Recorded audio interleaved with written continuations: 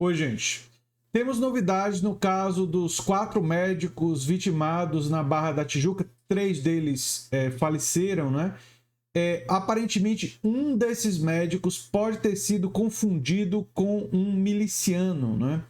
E isso poderia ter ocasionado esse atentado às pessoas erradas. O alvo era uma outra pessoa, mas aí a confusão teria causado isso. Tem várias evidências em relação a isso que eu vou trazer aqui para vocês, mas é claro que se trata de uma investigação em curso e nós não estamos afirmando que essa é a palavra final, né? Mas já existem várias evidências que valem a pena ser destacadas, né? O Talion, miliciano que teria sido confundido com médico, foi solto em setembro e morava na Orla da Barra, perto do crime. Ou seja, seria um local que estaria sendo vigiado, né, por esses criminosos, e aí teria acontecido essa confusão da identificação errada, né? E inclusive tem um áudio, né? Um áudio equivocado de traficante que deu a localização de miliciano, que na verdade não era um miliciano, era um médico, né? O erro de um informante teria levado rivais de Talion a chegar atirando em ortopedistas que estavam em quiosque, um deles muito parecido com o alvo. Aqui eu vou mostrar uma foto deles, né? Realmente parecido, né? Acho que daria para confundir, mas enfim. O Talion está à esquerda e seria o alvo que teria sido confundido com o médico Perseu, que está aqui à direita dessa foto, né?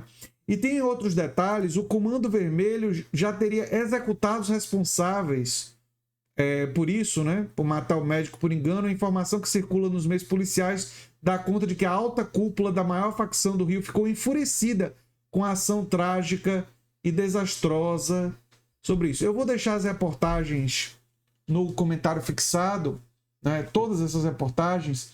E o que a gente sabe até agora é que provavelmente foi isso, né? Ou seja, o médico ele foi confundido com esse miliciano que estava no alvo da facção criminosa, e a facção criminosa mandou para que realizassem esse atentado, achando que estariam atingindo esse miliciano, que é um rival lá no Rio, né? E produziu essa tragédia lá no Rio de Janeiro. E eu quero fazer um comentário mais amplo sobre a situação das facções criminosas e da milícia no Brasil, que é um problema que não é só do Rio de Janeiro. Claro que no Rio de Janeiro a gente poderia dizer que o problema é mais grave, né? Chegou num estágio de gravidade maior, mas é um problema das milícias e das facções criminosas, é um problema nacional, tem em vários estados e várias cidades esse problema existe, é grave e precisa ser enfrentado. Precisa ser enfrentado, por um lado, com operações de inteligência, como essas escutas, mas que busquem capturar, prender, né, e levar à justiça as lideranças das facções criminosas, as lideranças desses grupos milicianos também, né? Esses grupos que atuam fora da lei e que querem controlar as cidades. É muito importante ter clareza que no Rio de Janeiro existem áreas que são conhecidas como áreas controladas pela milícia, áreas controladas pelas facções criminosas. O Estado não pode permitir isso, sob hipótese nenhuma. Sob hipótese nenhuma isso pode ser permitido. E, além disso, tem que se atacar os mecanismos de recrutamento do crime organizado. Então, há a necessidade de uma estratégia de que reduza as fontes de recrutamento. E isso tem a ver com melhorar as condições de emprego para a juventude, tem a ver com investimento social em comunidades para captar esses jovens para um outro caminho, que não o caminho do crime organizado. Tem que se rever, tem que fazer uma ampla reforma prisional no Brasil para que crimes não violentos, não é? Tenham penas alternativas para não encher os presídios, porque o presídio virou a faculdade do crime organizado. Às vezes a pessoa é presa por um crime menor, porte de drogas, por exemplo, vai para a cadeia, uma pessoa que cometeu um crime que nem deveria ter levado a pessoa à cadeia, enfim, Tem a questão da cannabis e tal, inclusive outras drogas. Está sendo discutida essa questão da posse, do uso, né, de usuários, né? E aí a pessoa entra, um criminoso menor, às vezes nem é um criminoso, e sai um criminoso terrível, vinculado a uma facção criminosa, aprende muitas coisas complicadas. Aliás, o Comando Vermelho, que é o responsável, pelo menos pelas notícias, pela execução dos responsáveis, porque ele estava envolvido, né? E foi essa facção que deu a ordem e que cometeu... Pessoas ligadas à facção cometeram um erro, aparentemente, produz exatamente essa faculdade do crime nos presídios. Então é absolutamente necessária uma reforma do sistema prisional, uma outra política para lidar com isso, né? Para a gente, por um lado, prender e colocar em presídios federais de segurança máxima as lideranças. Essas lideranças têm que ser isoladas do resto da sociedade e tem que ser atrás de todas as lideranças para desorganizar o crime organizado. Mas, ao mesmo tempo, tem que se ter iniciativas que ataquem os mecanismos de recrutamento.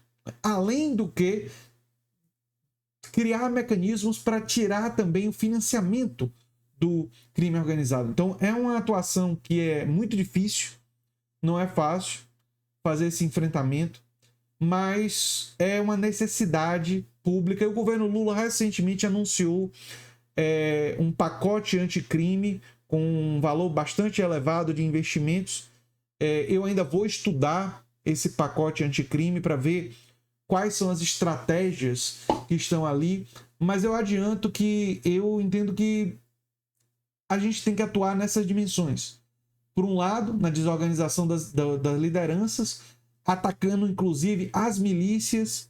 Aqui tem muitos ex-policiais que já eram envolvidos com atividades criminais antes de virar milicianos, né? Lamentavelmente.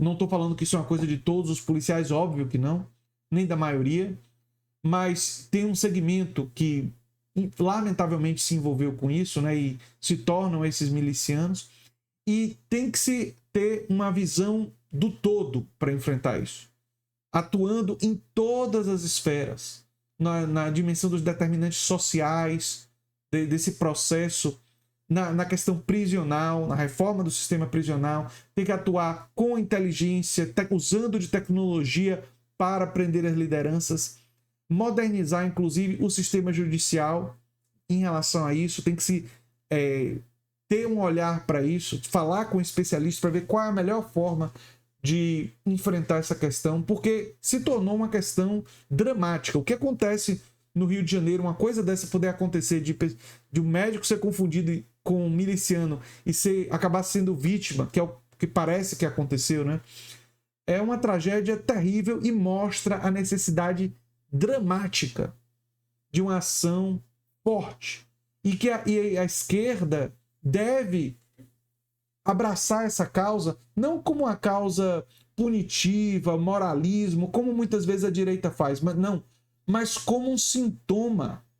Essa criminalidade, as milícias, isso é um sintoma de um capitalismo que fracassou, de um capitalismo que é absolutamente insuficiente, e que há necessidade, sim, de um estado de bem-estar social, há necessidade de atacar os determinantes sociais desse problema, e há uma necessidade de ter inteligência e estratégia para lidar e enfrentar o crime organizado e os milicianos. E eu espero que o campo progressista tenha clareza disso cada vez mais e coloque isso cada vez mais como uma estratégia que desloca esse discurso vingativo, não é? Que muitas vezes a direita usa para captar votos, para ser um discurso de justiça, justiça social, justiça econômica e justiça com as pessoas, protegendo elas do crime organizado, protegendo elas desses milicianos e fazendo esses criminosos pagarem por seus crimes e desestruturando essas organizações, faz parte de uma visão de esquerda mais ampla de justiça. E, em última análise, é justiça que nós ambicionamos. Justiça, maior igualdade de oportunidades, enfim. e isso precisa estar no horizonte da esquerda. E já está nesse pacote do Lula, do governo Lula, a gente já está vendo mobilização em relação a isso, mas a gente tem que solidificar ainda mais essa dimensão e pensar estrategicamente de como lidar com esse problema tão complexo da nossa realidade. Eu sou André Teixeira Jacobino, o canal Nova Máquina do Tempo, e se você gosta do que a gente faz, se inscreve, dá um like, compartilha. Quem sabe vira membro, apoiador, quem sabe faz um dos nossos cursos ou divulga os abaixo-assinados que estão no comentário fixado. Um abração e até o próximo vídeo.